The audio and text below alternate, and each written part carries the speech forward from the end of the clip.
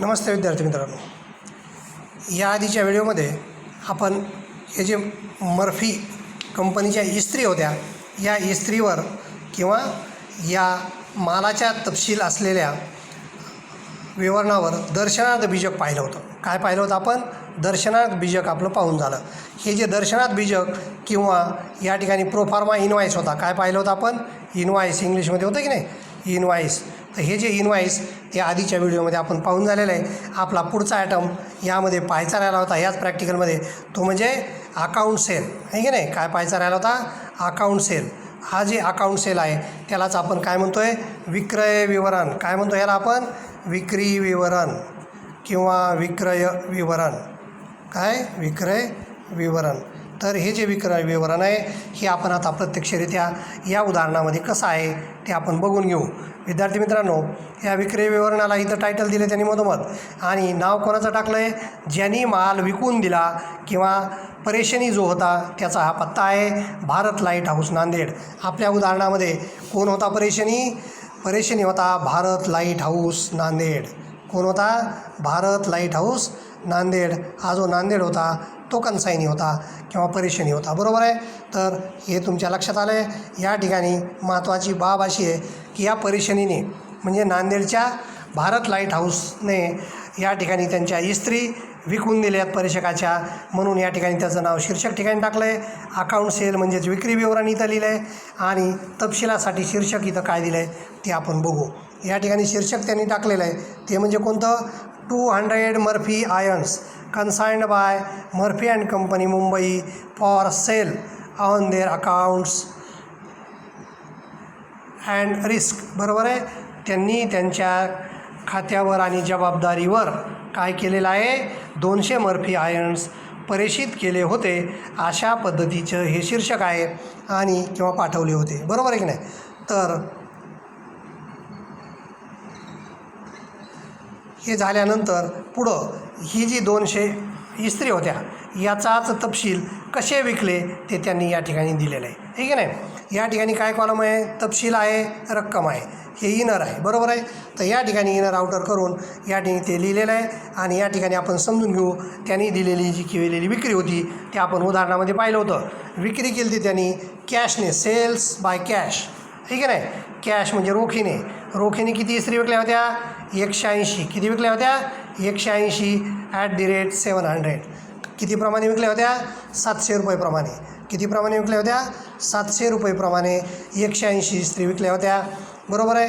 तर तोच आहे मुद्दा या ठिकाणी त्यांनी घेतलेला आहे, आणि या ठिकाणी दाखवलं आहे सेल कॅश. ठीक आहे नाही. 180 आहे 700 प्रमाणे. आता याचे रक्कम पुढं घेतलेली त्यांनी 180 आणि 700. तर या ठिकाणी ते आलेली रक्कम बरोबर आहे का आपण बघू. गुणिले 700. ठीक आहे नाही. बघा 180 आणि नग आहेत आणि 700 रुपये दर आहे. याप्रमाणे 3 शून्य 1 2 3. ठीक आहे नाही. 1 2 आणि 3 असे तुम्ही 3 शून्य देऊन ठेवा आणि 7ने गुणून घ्या. 7 8 56, 6 7 आले 5, 7 1 7 आणि 5 12. म्हणजे रक्कम आली 1,26,000. किती रक्कम आली या ठिकाणी? 1,26,000. ती त्यांनी इथं दाखवलेली आहे तपशील रक्कम कॉलममध्ये. बरोबर आहे. म्हणजे रोखीने विक्री किती झाली? 1,26,000. हे समजलं तुम्हाला. तर आपण पुढचं बघू. सेल्स क्रेडिट म्हणजे उधार विक्री. सेल्स क्रेडिट म्हणजेच काय? उधार विक्री. ही जी उधार विक्री आहे किती नग आहे? 20 आयर्न्स आहेत आणि 720 प्रमाणे विकलेत. किती प्रमाणे विकलेत? 720 प्रमाणे. याची रक्कम त्यांनी इथं दाखवली, ती बरोबर आहे का आपण आता काढून घेऊ. या ठिकाणी रक्कम तुमची आहे 720. एक नग कितीला विकला आहे? 720ला. गुणिले या ठिकाणी किती नग विकलेत? 20 नग विकलेत. बरोबर आहे. इथंही 2 शून्य देऊन घ्या आणि 2 निघून घ्या. 2 2 4 आणि 2 7 14. तर या ठिकाणी रक्कम आली तुमची 14,400. किती रक्कम आली? 14,400. आणि ही 14,400 तुम्हाला इथं दिसते. आणि दोन्ही विक्रीची रक्कम या रकमेच्या कॉलममध्ये त्यांनी काय केलेलं असेल? बेरीज केली. म्हणून या ठिकाणी 1,26,000 आणि 14,400 याची बेरीज आली 1,40,400. किती दाखवली त्या ठिकाणी रक्कम? 1,40,400.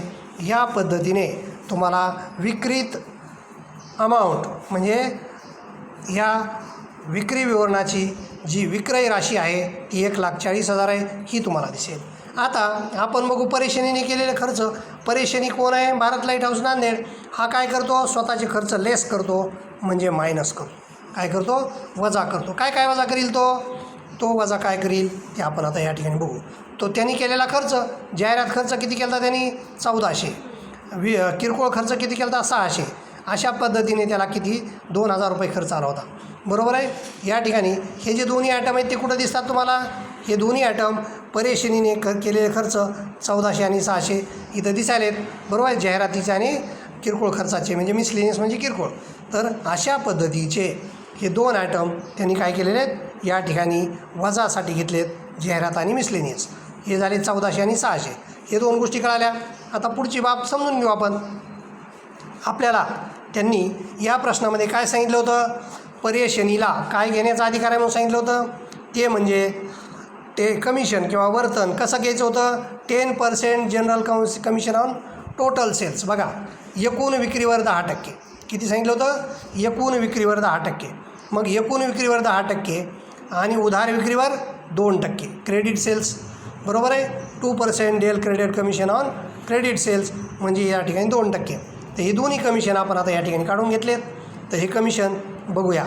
या ठिकाणी इथं तिसरा मुद्दा आहे, कमिशन 10% ऑन टोटल सेल्स. बघा, मजेशीर गोष्ट. 10% on total sales. Total sales किती आहेत आपल्या? 1,40,400. या 1,40,400वर आपलं कमिशन किती येते बघू आपण. 1,40,400. बरोबर आहे.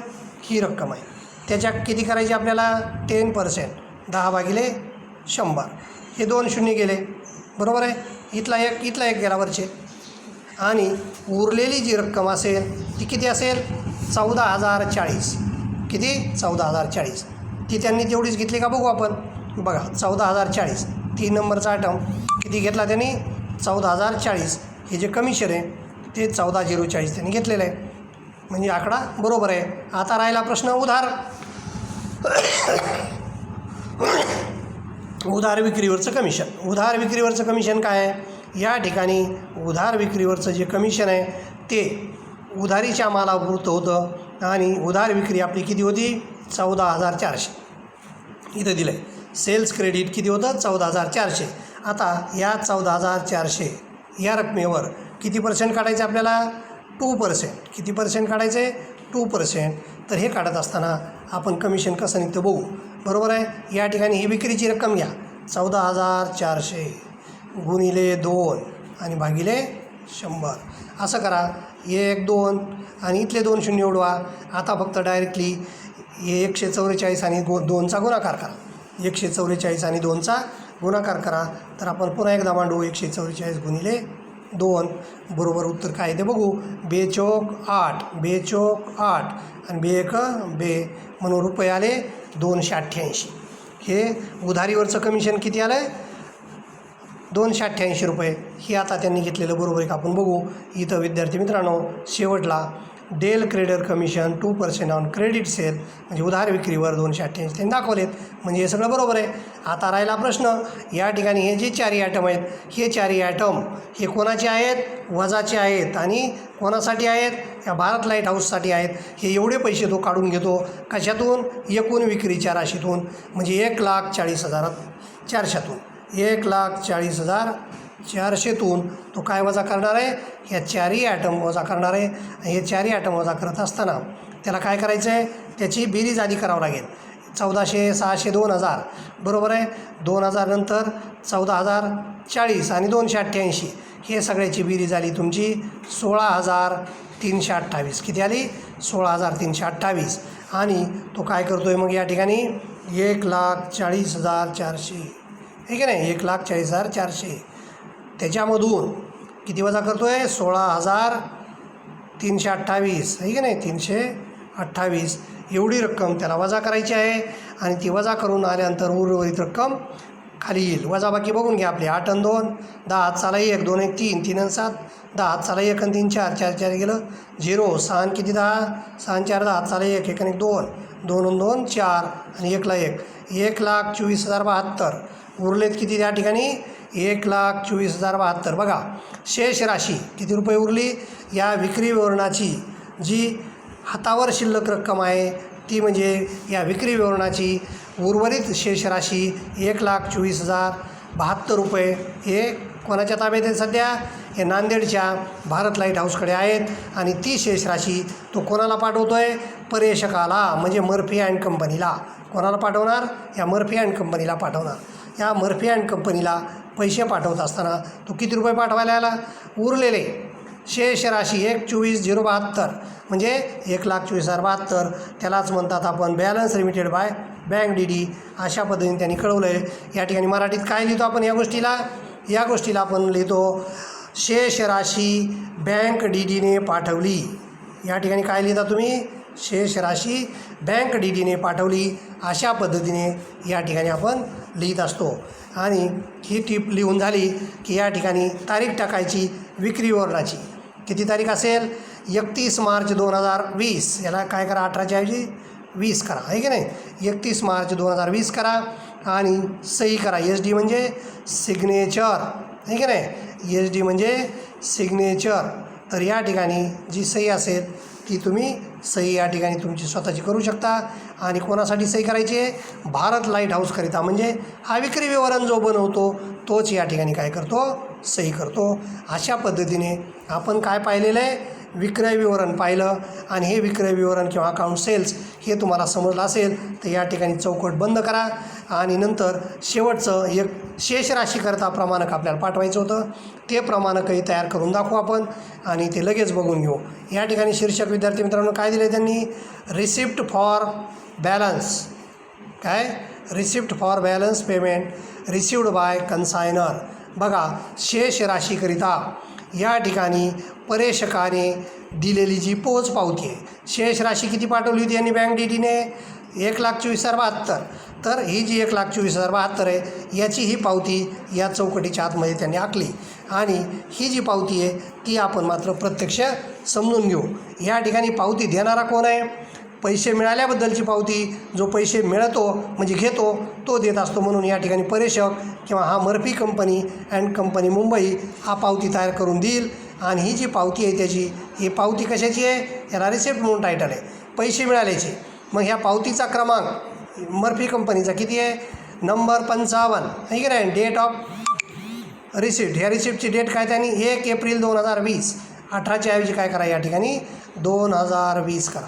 या ठिकाणी किती करा? 2020. हे 2020 रुपये 20 अशा पद्धतीची तारीख टाका. 1 एप्रिल बरोबर आहे. आणि आता पावतीमध्ये काय मटेरियल असतं आपल्या ते मटेरियल आपण बघून घेऊ.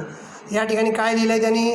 म्हणजे त्या ठिकाणी जे उल्लेख केलेला असतो किंवा आभार व्यक्त केले असतात ते लिहिलेलं आहे. बरोबर आहे? Received from messrs Bharat light house. कोणाकडून पैसे मिळाले? या भारत लाईट हाऊसकडून. बरोबर आहे की नाही? शिवाजी चौक नांदेड यांनी ते हे केलेत पाठवलेले पैसे आहेत नांदेड. नंतर ₹1,24,072 म्हणजे 1,24,072. कंसात काय लिहिलं आहे त्यांनी? 1. काय लिहिलं आहे कंसामध्ये? 1 लाख. बरोबर की नाही? 24,072 ओनली. ही बाब ही कशासाठी झाली? इनवर्ड्समध्ये म्हणजे अक्षरी झाली. अक्षरी रुपये 1,24,072 रुपये अक्षरी, ठीक आहे नाही? मिळाले म्हणून रिसिव्ड तर इथंच लिहिलं आहे.